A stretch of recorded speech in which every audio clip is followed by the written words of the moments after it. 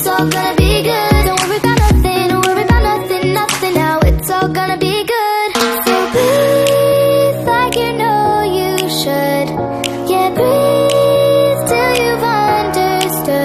Assalamualaikum warahmatullahi wabarakatuh. Perkenalkan, saya Yasmin Fatia Amada dengan NIM 036. Di sini saya akan menjelaskan tentang perkembangbiakan tumbuhan. Halo semuanya, hari ini kita akan belajar tentang sesuatu yang dekat dengan kehidupan kita, yaitu tumbuhan. Coba kalian lihat di sekitar lingkungan kalian, ada pohon mangga, pisang, rumput, dan banyak sekali tanaman yang lainnya. Nah, pernah nggak sih kalian itu berpikir bagaimana sih tumbuhan itu bisa bertambah banyak? Apakah tumbuhan itu berkembang biak seperti makhluk hidup yang lainnya seperti manusia dan hewan? Nah, ternyata iya loh, tumbuhan itu bisa berkembang biak seperti makhluk hidup yang lainnya. Tumbuhan juga berkembang biak agar tetap hidup dan tidak punah. Kalau tumbuhan tidak berkembang biak, lama-kelamaan tumbuhan itu bisa habis dan tidak ada lagi di bumi. Karena itulah perkembangbiakan tumbuhan itu sangat penting bagi kehidupan kita. Apa sih perkembangbiakan tumbuhan itu? Jadi, perkembangbiakan tumbuhan itu adalah proses tumbuhan menghasilkan tumbuhan baru.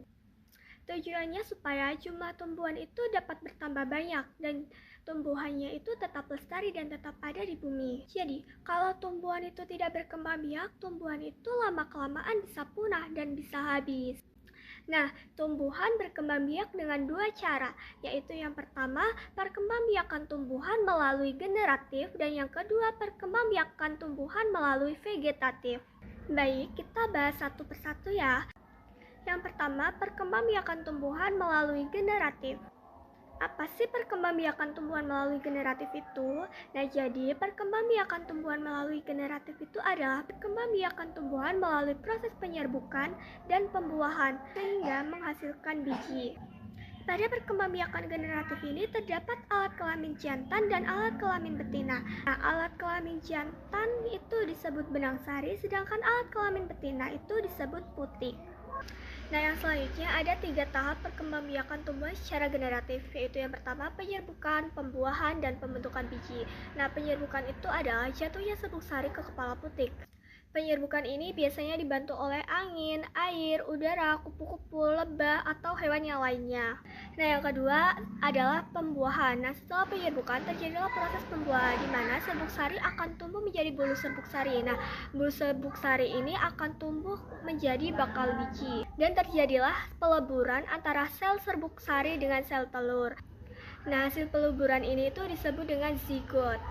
Yang terakhir ada pembentukan biji dan buah. Setelah penyerbukan dan pembuahan berhasil, bagian-bagian bunga itu akan mengalami perubahan dan membentuk biji dan buah. Bakal biji akan tumbuh menjadi biji, sedangkan bakal buah akan tumbuh menjadi buah. Nah, di sini ada contoh tumbuhan yang berkembang biak secara generatif, yaitu ada mangga, jeruk, jagung, padi, semangka, dan pepaya.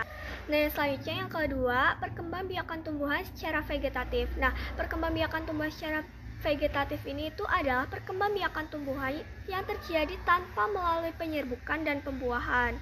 Nah, perkembangbiakan vegetatif ini itu tidak menghasilkan biji. Pada proses ini, bagian batang, akar, daun akan tumbuh menjadi tanaman baru. Nah, perkembangan vegetatif ini itu dibedakan menjadi dua, yaitu yang pertama perkembangbiakan tumbuhan secara vegetatif alami dan yang kedua perkembangbiakan tumbuhan secara vegetatif buatan. Vegetatif alami adalah proses perkembangbiakan tumbuhan yang terjadi secara alami tanpa bantuan manusia. Contohnya seperti tunas, umbi, dan akar tinggal. Nah, yang pertama tunas. Tunas itu adalah bagian tumbuhan yang tumbuh pada pangkal batang atau akar.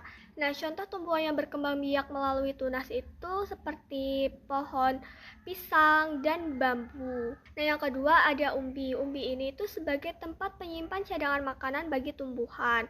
Nah, umbinya itu ada umbi batang, umbi lapis, dan umbi akar.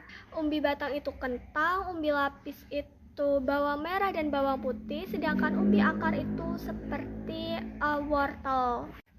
Nah, yang ketiga ada akar tinggal. Nah, akar tinggal ini adalah batang yang tumbuh mendarat di dalam tanah. Nah, akar tinggal ini itu memiliki mata ruas dan tunas. Contohnya seperti jahe, kunyit, temulawak, dan lengkuas.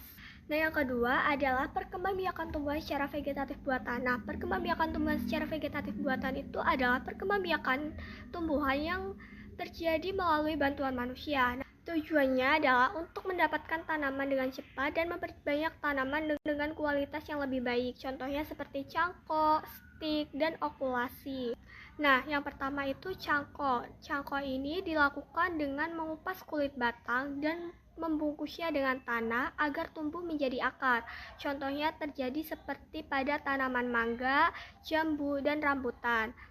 Nah, yang kedua adalah stik. Stik ini tuh dilakukan dengan menanam potongan pada akar, batang, dan daun. Contohnya seperti singkong, mawar, dan tebu. Nah, yang ketiga ada okulasi. Okulasi ini tuh dilakukan dengan menempelkan mata tunas pada pangkal batang yang lainnya yang sejenis. Contohnya seperti mangga dan jeruk. Nah, yang keempat ada sambung pucuk. Nah, sambung pucuk ini itu dilakukan dengan menyambungkan batang atas dan batang bawah yang sejenis.